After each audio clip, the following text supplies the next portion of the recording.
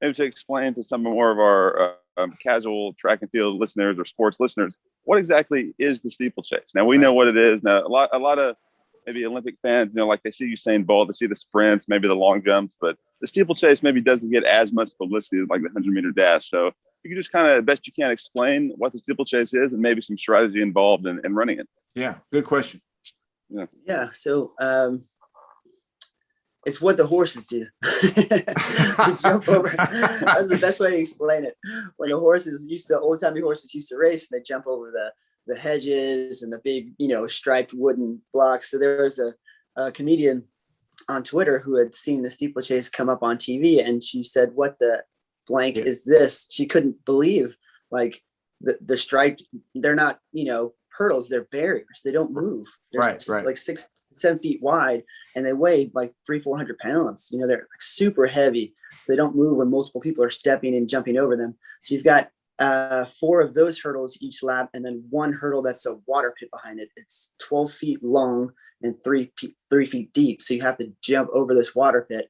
And I say it's the only race where people actually root for you to fall. They want to see it. And it's like the most exciting sort of NASCAR-esque car crash could happen at any moment sort of event. And pretty much every Olympics, you'll see I was one that went down. Doesn't matter how good you are at it, whether you're, an expert or not, it just could sting you at any moment. So the uncertainty of that event, it's 3K. So it's 2 miles. So it's distance hurtling. I'll never forget talking to University of Tennessee teammate Justin Gatlin at the 04 Olympics. And I had just fallen. And I was like, it's 7.5 laps, Justin, and I have, about 35, 37 barriers that I have to jump the entire time. So there's so much that could go wrong.